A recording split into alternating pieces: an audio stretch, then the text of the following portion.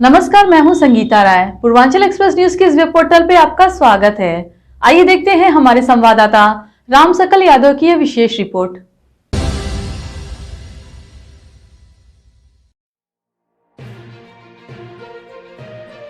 कोविड-19 के खतरे को देखते हुए एक बार फिर से प्रशासनिक अमला अब वेंटिलेटर और अन्य चीजों को मेंटेन करने में लगा हुआ है। वहीं आजमगढ़ जिले में जब हमने राजकीय मेडिकल कॉलेज की स्थिति जाननी चाहिए तो यह पता नहीं कि 18 वेंटिलेटर अभी भी क्रियाशील नहीं है। हालांकि राजकीय मेडिकल कॉलेज के प्रिंसिपल आरपी शर्मा के मुताबिक हालत से लड़ने के लिए संसाधनों के साथ साथ जज्बे की भी जरूरत होती है, तो यहाँ के स्टाफ में पूरी तरह से मौजूद है। 2020 के आजमगढ़ जिले में पीएम केयर्स फंड में से लगभग 96 वेंटिलेटर मिलने की जानकारी मिली थी।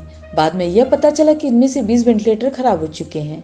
यह जानने के लिए जब हम राजकीय मेडिकल कॉलेज आजमगढ़ पहुंचे तो वहां के प्राचार्य आरपी शर्मा ने बताया कि कोविड-19 काल के शुरुआत के दौरान कुछ संसाधन मिले थे जरूर, लेकिन बाकी काफी पैसा वापस कर दिया गया। उन्होंने बताया कि जो वेंटिलेटर हमें मिले थे उनमें से 18 वेंटिलेटर ऐसे थे जो हम क्रियाशील नहीं कर पाए, जिसके लिए हमने शासन और प्रशासन को पत्र लिखकर अवगत कराया था और जल्द उसका निस्तारण हो जाएगा।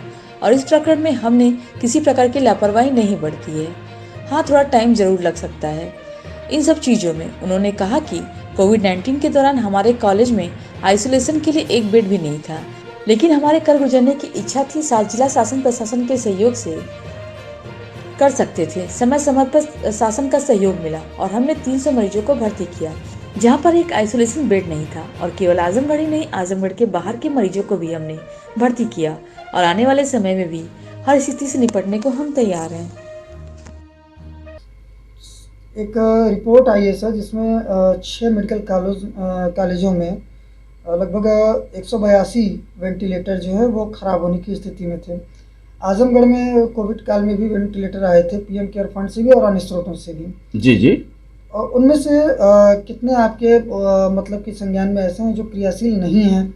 और मेरे पास जो विभिन्न स्रोतों से मैंने बोला, वेंटिलेटर कई तरह के होते हैं, बात समझ रहे हैं। एक तो वेंटिलेटर जो रियली कहलाते हैं इन्वेसिव, जो मरीज को बेहोश करके पूरा किया जाता है, आपने देखा होगा। वेंटिलेटर सामान्य जन में जो मैसेज आता है वो तरह के होते हैं। इसके अलावा भी कई वेंटिलेटर कैटेगरी आई है जो उतने वो नहीं होते हैं। कोविड पीरियड में ऐसे भी आए, लेकिन हमारे मैंने बोला 18 एग्जैक्ट फिगर ऐसी है जो विभिन्न स्रोत से हमें आए थे, लेकिन उनको इंस्टॉल हम आज तक नहीं करा पाए। पत्राचार हमारा चल रहा है, उनसे रिक्वेस्ट जो लोग भी हैं उनसे हम कर रहे हैं। बोले सर हम बेसिक कर देंगे। बाकी जो भी आए थे हमारे चल रहे थे, और कमी बेशी उसके लिए एमसी जो प्रक्रिया होती है दैट वी आर डूइंग, उसमें हमने कोई किसी तरह की शिथिलता नहीं बढ़ती है। उसमें टाइम लग ही जाता है, कभी कभी चीज़ें समय से नहीं आ पाती हैं, लेकिन हमारी प्रक्रिया जारी है जो होना चाहिए। जिस तरह से अलर्ट जारी हो रहा है कि कोविड से अभी भी फिर एक बार बचने के लिए सबको जरूरत। मैंने आपको बताया मेरे कॉलेज में रवि जी एक बेड नहीं था आइसोलेशन का, लेकिन हमारी कर गुजरने की इच्छा थी। जिला प्रशासन के सहयोग से शासन भी जो कर सकता था, जो सहयोग समय समय पे दिया। मैंने 300 मरीजों को भर्ती किया इसी कॉलेज में, जहां एक आइसोलेशन बेड नहीं था। और केवल आजमगढ़ नहीं, हमने आजमगढ़ जिले के 3 जो जिले हैं मंडल के, बलिया, मऊ और आजमगढ़ के मरीजों को तो भर्ती किया ही। इसके अलावा एडजॉइनिंग और डिस्ट्रिक्ट्स हैं, सुल्तानपुर, अंबेडकर नगर, गाजीपुर और जो भी थे बाहर के भी हमने, आपके कलकत्ता के भी किए हमने, तेलंगाना के भी जो मरीज आए सबको हमने डिनाई किसी को नहीं किया। फिर आएगा वी आर अलर्ट। हमारी सारी सेवाएं आज चल रही हैं, जितने वार्ड हैं, मेडिसिन है, सर्जरी है, ENT है, आई है, पीडियाट्रिक्स है, स्त्री रोग विभाग है, सारे डेंटल है, सब चल रहे हैं। मोमेंट हमको ऐसा लगता है केसेज हमारे, आप यदि हॉस्पिटल में आए होंगे, आपने रवि जी देखा होगा, एक होल्डिंग एरिया मेरा बना हुआ जहाँ मेरी पुलिस चौकी है, उसके सामने एक वार्ड है, उसको होल्डिंग एरिया भी नाम देते हैं।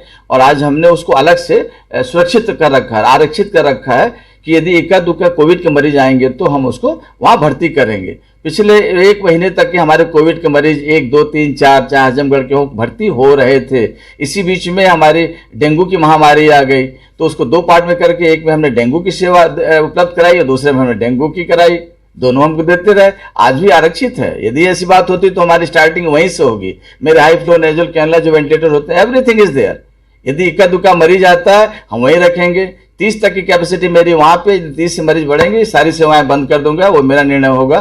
शासन से ऑलरेडी निर्देश मिल चुका है कि ये डायरेक्टर का और प्रिंसिपल का निर्देश है, जैसी परिस्थितियां होंगी इमीडिएटली मेक अ चेंज। पहले भी हमने यही किया था, जैसे उन्होंने 20 तक का तो हमने वहाँ किया, जैसे 20 के बाद उन्होंने बोला नहीं योर टारगेट इज 100, और जैसे उन्होंने बोला 100 हमने सब बंद कर दिया, नोटिस दिया, नो ओपीडी और इंडोर कुछ नहीं, केवल कोविड के। फिर उन्होंने बोला 200, उसके बाद बोले 300 करिए, फिर आए 475 करिए। आप 475 की नौबत ही नहीं आई, 300 तक ही हम लोग रहे। तो आज भी यदि होता है रवि जी तो वी आर रेडी, हम हर तरीके से तैयार हैं। मेरी मैन पावर तैयार है, ट्रेनिंग तैयार है, सब कुछ तैयार है, हमें कोई दिक्कत नहीं, मशीनों की बात चल कोई दिक्कत नहीं। मशीनों का भी हमारा चल रहा, हम करेंगे, वी हैव डन इट।